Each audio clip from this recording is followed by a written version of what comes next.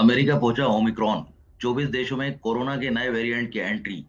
30 से ज्यादा देशों ने ट्रैवल बैन से लेकर बॉर्डर तक सील किए।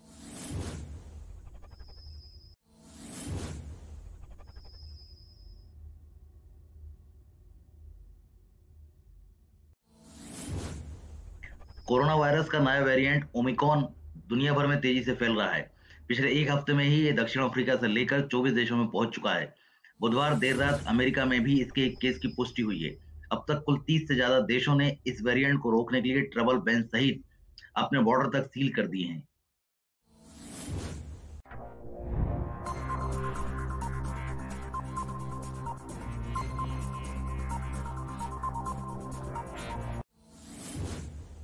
Junior hockey world cup. Belgium को हराकर भारतीय टीम सेमीफाइनल में पहुंची। अब जर्मनी से होगा मुकाबला।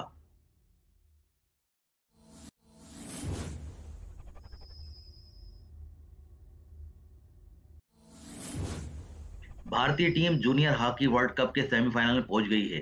भुवनेश्वर के कलिंगा स्टेडियम में बुधवार को हुए क्वार्टर फाइनल मैच में भारत ने बेल्जियम को 1-0 से हराया। भारत की ओर से एस.एन. तिवारी ने मैच के 21वें मिनट में पेनाल्टी कॉर्नर पर गोल किया।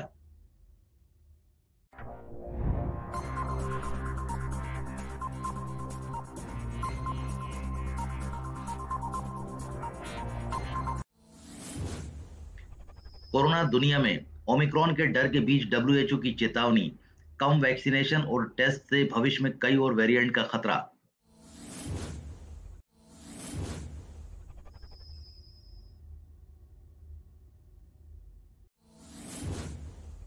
दुनिया भर में कोरोना के सबसे तेजी से बढ़ते ओमिक्रॉन वेरिएंट के बीच डब्ल्यूएचओ ने एक नया और डराने वाला दावा किया है। डब्ल्यूएचओ चीफ डॉक्टर टेड्रोस गेब्रियस ने बुधवार को चेतावनी दी कि वैक्सीनेशन और टेस्ट के कम आंकड़ों से भविष्य में कोरोना के कई अन्य वेरिएंट सामने आएंगे।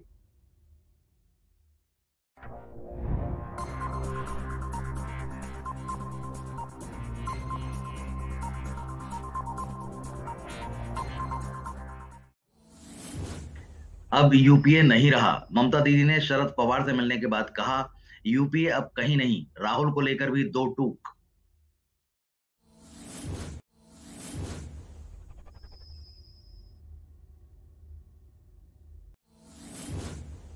टीएमसी प्रमुख ममता बनर्जी ने कांग्रेस और उनके युवराज राहुल गांधी पर बुधवार को दो टूक अंदाज में तंज कसा और उसके अस्तित्व पर ही सवाल खड़े कर दिए। ममता ने एनसीपी चीफ शरद पवार से मिलने के बाद कहा, कांग्रेस नेतृत्व वाले यूपीए को लेकर कहा कि अब यूपीए कोई संगठन नहीं है, ये खत्म हो चुका है।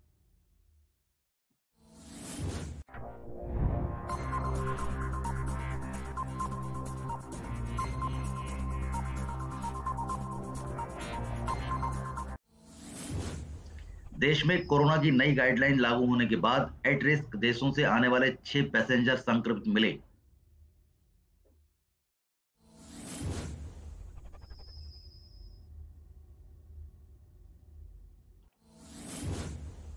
ओमिक्रॉन वेरिएंट दुनिया के 23 देशों में फैल चुका है। भारत में भी इस वेरिएंट को देखते हुए सोमवार को नई गाइडलाइन जारी की। ये 1 दिसंबर से लागू होगी।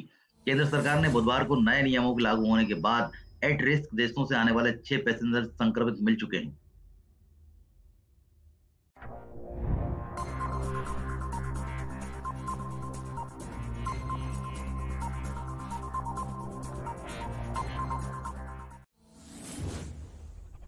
पाक में पराग की चर्चा। लोग बोले, 4 साल पहले सुषमा स्वराज ने सही कहा था। भारत ने डॉक्टर इंजीनियर दिए, हमने टेररिस्ट और टेरर कैंप।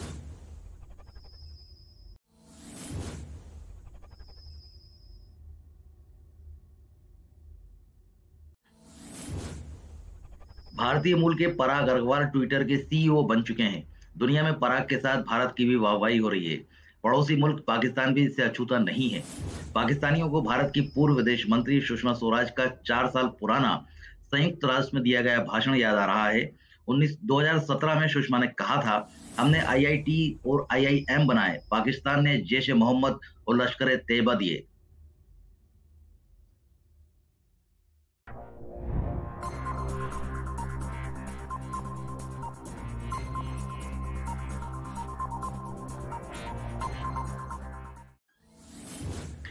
तीनों कृषि कानून रद्द। राष्ट्रपति ने वापसी के लिए लाए गए बिल पर अंतिम मोहर लगाई।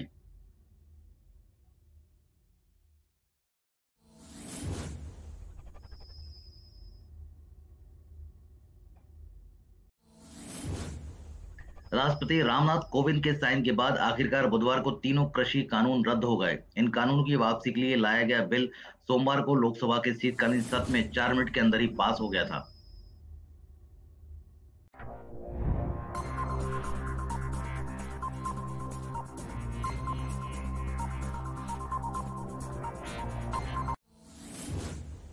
इंटरनेशनल फ्लाइट्स 15 दिसंबर से शुरू नहीं होगी। ओमिक्रॉन वेरिएंट के कारण बढ़ाया बैन, पीएम मोदी ने दिए थे समीक्षा करने के निर्देश।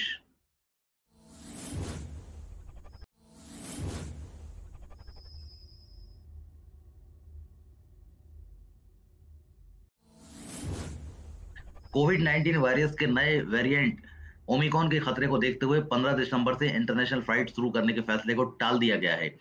एविएशन रेगुलेटर ने बुधवार को कहा कि फिलहाल 15 दिसंबर से चालू होने वाली इंटरनेशनल फ्लाइट्स के निर्णय पर रोक लगा दी गई है। नई तारीख जल्द ही घोषित की जाएगी। यह फैसला ओमिक्रॉन की वजह से लिया गया है।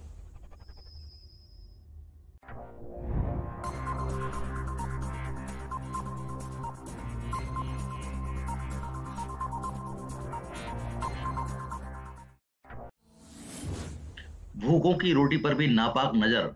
अफगानों का गेहूं चोरी करना चाहता है पाक। भारत के बजाय अपने ट्रकों से माल ढुलाई की शर्त रखी।